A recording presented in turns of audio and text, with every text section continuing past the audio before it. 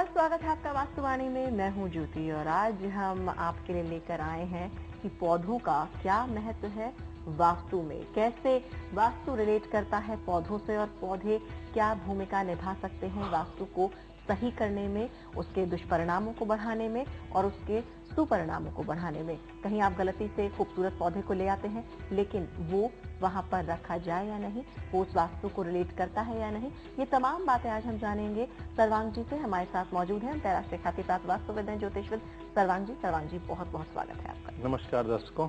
सर्वांग जी, पौधों के ऊपर आज हम चर्चा करना चाहते हैं क्योंकि कई बार ऐसा होता है कि हम बड़े खूबसूरत पौधे ले आते हैं, खूबसूरती देखकर उसे घर में कहीं लगा देते हैं, लेकिन होता यह है कि अचानक कुछ लड़ाइयां बढ़ने लगती हैं, गुस्सा बढ़ने लगता है, तनाव बढ़ने लगता है। तो अक्सर कहा जाता है कि वास्तु में पौधों का बहुत महत्व है और आप भी अक्सर बताते हैं कि तुलसी पॉजिटिव एनर्जी बढ़ाती है, उसे घर के द्वार पर लगाएं, किसी तरह के दोष किस तरह से दूर होते हैं। तो आज इसी सब पर हम चर्चा करने जा रहे हैं। सबसे पहले मेरा प्रश्न यह है कि कितना महत्व है वास्तु में पौधों का?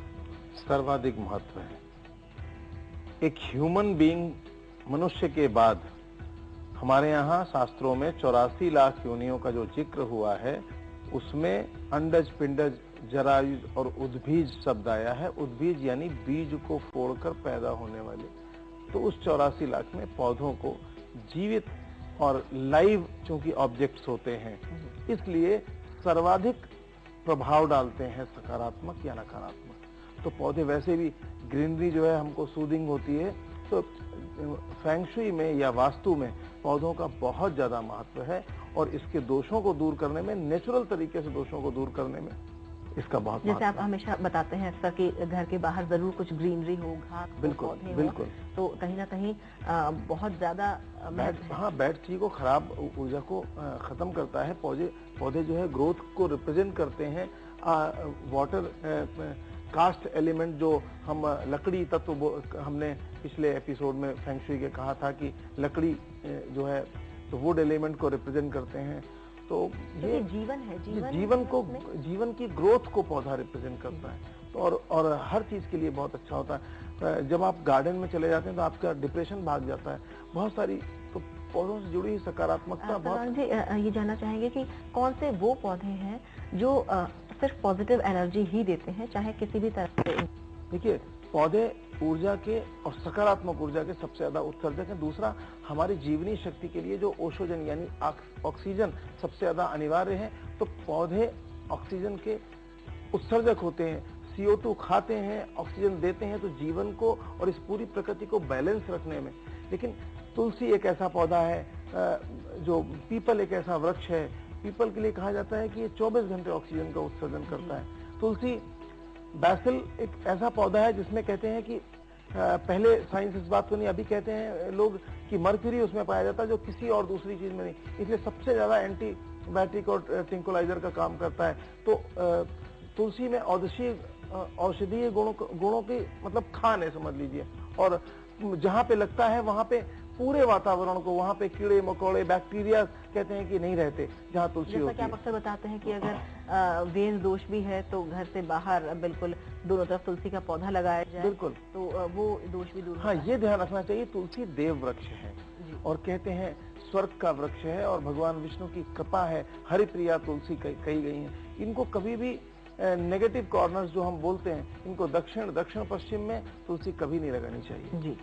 बात करें अगर सर्वांग जी, कहा जाता है पीपल को कभी घर में ना हो, अगर उग जाते हैं छोटे छोटे कहीं तो उन्हें हटा देना चाहिए, लेकिन साथ ही एक बात और कही जाती है उखाड़ना नहीं चाहिए पीपल को।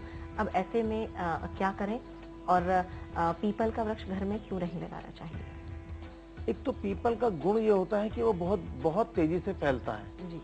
और वो उसकी जड़ें जो है वो कहीं ना कहीं नींव और चीजों खराब करती हैं। लेकिन इसके साथ और भी है, पीपल जो है वो स्पिरिचुअल वृक्ष है। मटेरियल और स्पिरिचुअलिज्म जो है वो थोड़ा सा एक अपोजिट, जहां तक जरूरी है वहीं पे, लेकिन सामान्यतया देखिए केवल पीपल ही नहीं, घर में शास्त्रों में विश्वकर्म प्रकाश में जो भगवान विश्वकर्मा जी को जो ब्रह्मा जी ने उपदेश दिए हैं उसमें फलदार वृक्ष भी लगाने को मना किया है। जी। और जब वाटिका लगाते हैं या जो बड़े बंगलो होते हैं उनके सिद्धांत और नियम अलग हो जाते हैं, लेकिन घर के अंदर कभी भी फलदार वृक्ष भी नहीं लगाने चाहिए। पीपल की तो बात अलग रही। चलिए इस पर चर्चा आगे जारी रखेंगे। तो दर्शकों, आपने जाना है किस तरीके से कौन कौन से वृक्ष घर में लगाए जा सकते हैं और किस तरह से तुलसी एक ऐसा पौधा है जिसमें औषधीय गुण तो है ही, साथ ही साथ सबसे ज्यादा पॉजिटिव एनर्जी भी तुलसी देती है और तमाम दोषों को तुलसी दूर करती है। आगे भी हम जानेंगे और कौन कौन से ऐसे पौधे हैं जो घर में पॉजिटिव एनर्जी को बढ़ाते हैं और नेगेटिविटी को दूर करते हैं, साथ ही साथ किन पौधों को आप लगाने से बचें जो आपके घर में जाने अनजाने में दुष्प्रभावों को बढ़ावा दे रहे हैं। लौटेंगे इस तमाम जानकारी के साथ, लेकिन इस छोटे से ब्रेक के बाद।